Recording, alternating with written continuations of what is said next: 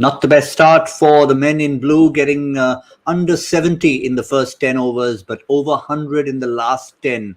And that has made a difference to the final total, which now stands at a respectable, maybe even more than respectable, 169 for 7. 170 will be the target. The trend has been 180, 190, perhaps par if you're looking to defend it on this surface, but we'll wait and see what their bowling does. For the moment, that's what they finished in their 20 overs. A lot of help from KL Rahul, of course, but the man of the innings has to be Deepak Hooda. Really provided the impetus with his quick-fire half-century. Here on Cricbuzz Live, assessing the first half of this game at the DY Patil Stadium. I'm joined by Bhattacharjya and Ajay Jadeja. Ajay, how do you assess that total just on the basis of it? I know we like to judge a total only after the 40 overs have been completed, but at this stage.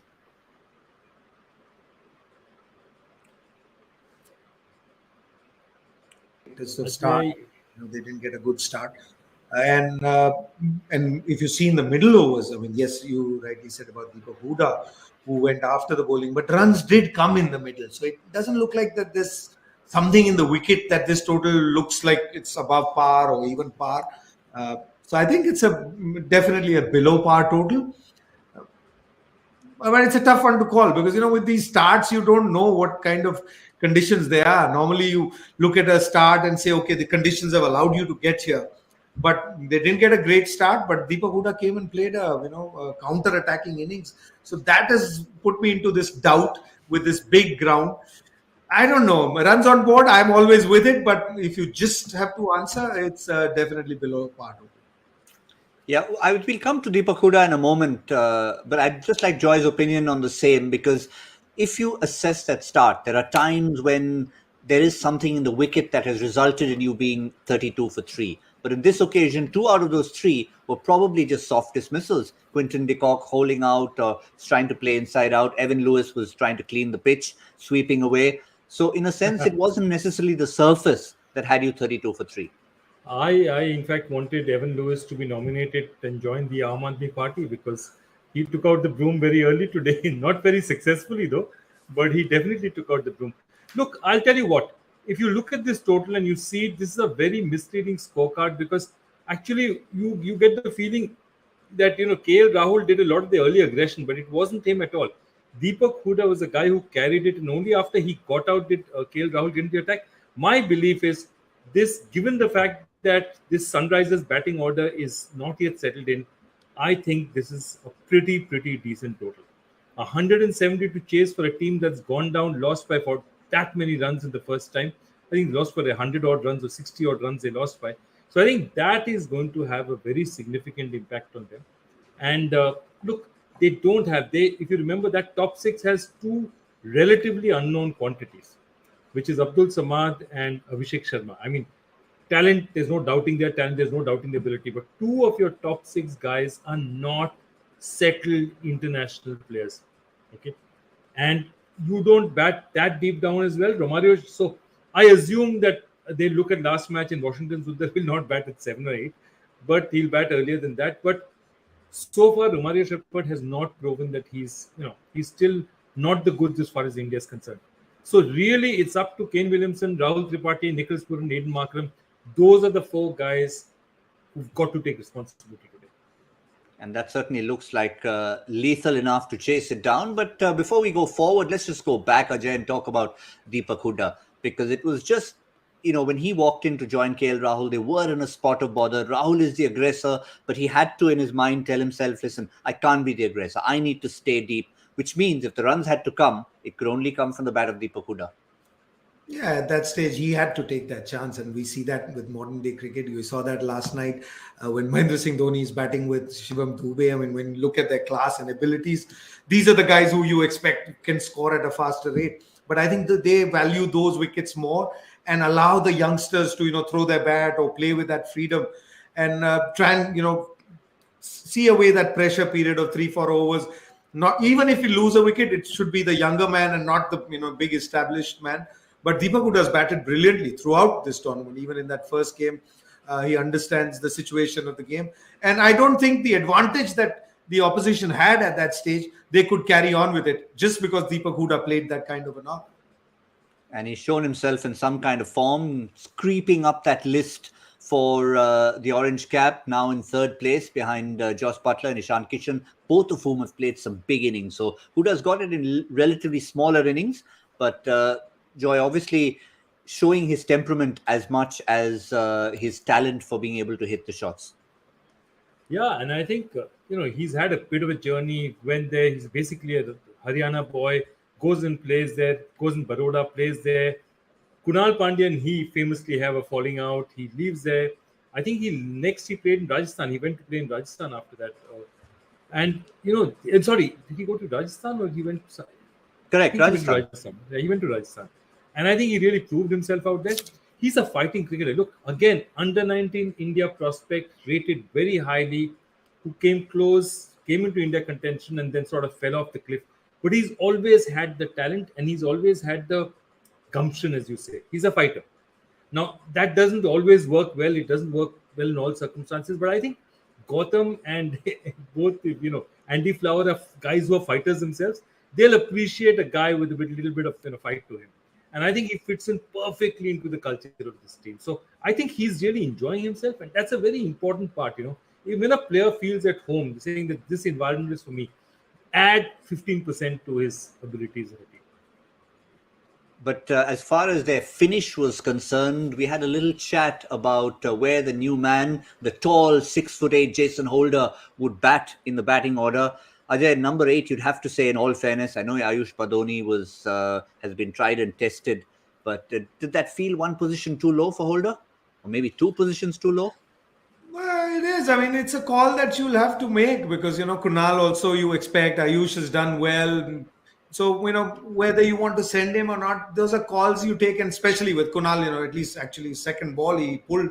It's something, it's not his strength. It's not, people try and find out your weaknesses very early. But he's, came out with that pull and he got out. Had he stayed on, maybe we would have not had this discussion. Not much different between Jason Holder, Hooda, Kunal Pandya and Badoni.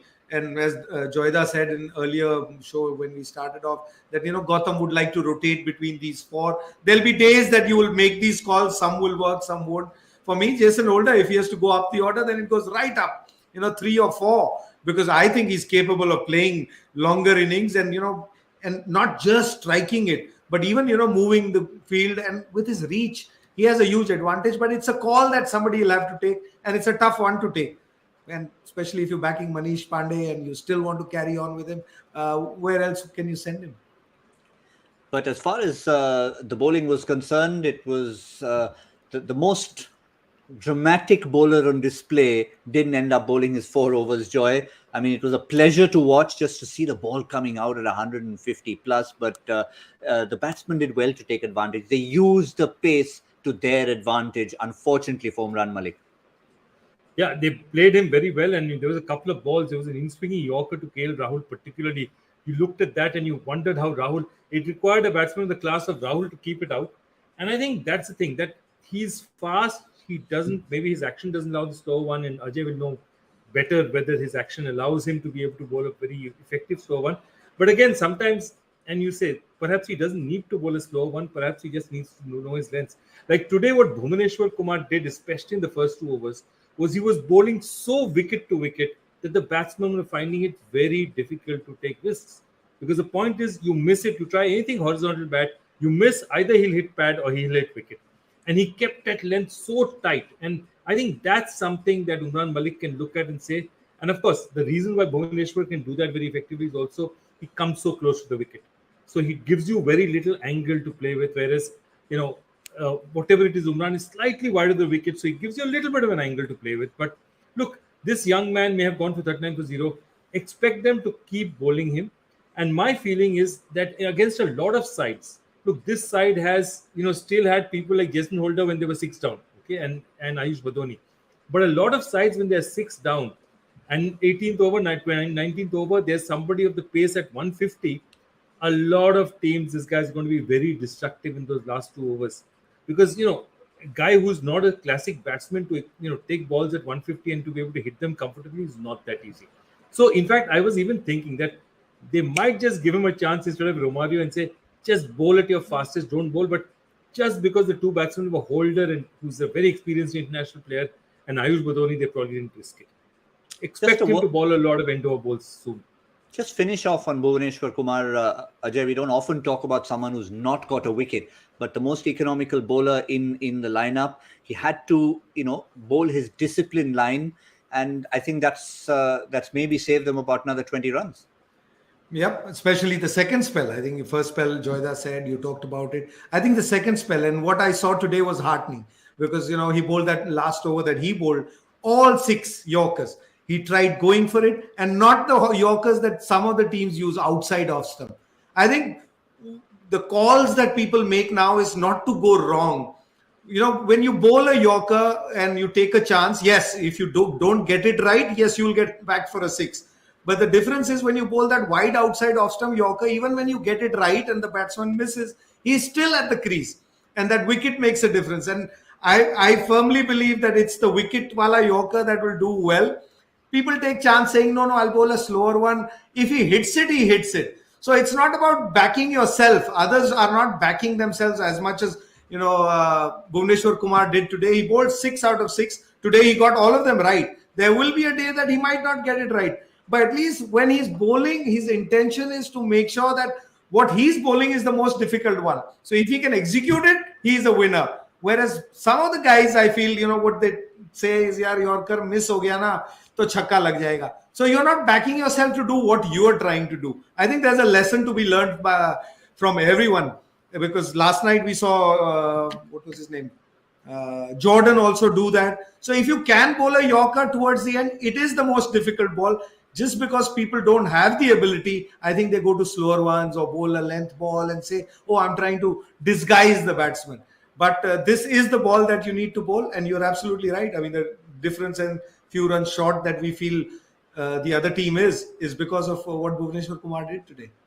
Yeah, and you've picked the perfect exponent of the Yorker from yesterday, Chris Jordan. There was another in the side in Natarajan who slipped one under Krunal Pandya's bat. That was a great example of why a Yorker is such a great delivery. The camera had actually gone to fine leg, thinking it's gone for 4 off the bat. No, it went off the stump. So a couple of good bowling performances in there. Quick one to finish.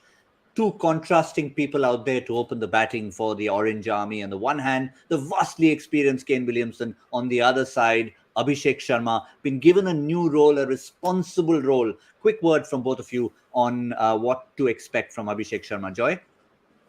I think he has to be the aggressor because Kane Williamson is definitely one of the 2 guys who's tasked to play out the 20 overs if he can. It's not that he won't attack if he doesn't get the right ball, but he's not going to take unnecessary risks. Abhishek Sharma has probably been told, look, he hasn't a great record out here, but look, 3 matches it's impossible to decide on the basis. Until last year, remember, Abhishek Sharma was on a revolving door policy. Sometimes he's batting at 5, sometimes 6. He's out of the team, he's opening. This year, possibly they've sat him down and said, at least we're going to persist with you for 3 or 4 matches as opener. Give us what you have. He's got the chance. He's got the talent. There's no doubt at all about his talent. Has he got the temperament to play at that level? We'll find out soon. It's not one match, but over the next few matches, we'll find out whether he has temperament. And this, Ajay, was something they pretty much decided at the auction itself. In Bangalore at the auction, we were all turning around looking, saying, Kane Williamson's there. We've got all these players. Who's going to open the batting? And pat came the answer from the team, Abhishek Sharma. So it's not something that happened by accident. Yes, I mean, towards the end, they got him. And that was all the choices that they had because, they didn't want David Warner at 6 crores. So, once you made a call, you don't want certain people. They've made a call and I think they'll stick with him. They've got enough firepower in their batting order. I think that what I feel is they probably need solidity at the top because everyone who comes in, number 3, 4, 5, 6, 7, they are all capable of striking it hard, but I don't see many of them capable of, seeing the innings through. Adrian Markram is probably the most solid out of them. But Tripathi is a, go-getter. Nicholas Puran, unfortunately, something to do with the IPL. He hasn't had the start. Abdul Samad is another man. Striking is not a problem. Does he have the experience to hold the innings? Romario Shepherd, even Washington Sundar's shown that. So if I was on that side, I would want Abhishek Sharma to make sure that, either him or Kane Williamson is there at over number 10. If they're 2 down at over number 10, no matter what the total is, they'll chase it down. But it's about the solidity. I would want Abhishek Sharma's solidity, in fact. Well, we'll wait and see what it is. It's Jason Holder with ball in hand to bowl the opening over. It's already well into that opening over, but it will be interesting to see. Nicholas Puran will also probably, maybe have another thing on his mind. He's just changed franchises in his home T20 league in the CPL. So whether or not he has a change in mindset, we'll soon see, because he used to captain the franchise he was part of now. That's all we have on this show. Before we finish, Joy, a quick wrap for you. 165, almost on the money, but you win our prediction race today. So well done. Thank you. Thank you. Just got there. Low bowling always helps. Yes, just And got Natarajan. there. Low bowling, Natarajan, the end, the run out from Romario Shepherd. It was a close of KL getting out at the wrong time. KL getting out at the wrong time. So apart from Joy's prediction, will those extra 10 runs or 15 runs cost them? For the moment, it's been a steady start from their bowlers and lots to look forward to. 10th over, do join us on Cricbuzz Combox. For now on Cricbuzz Live, that's all we have.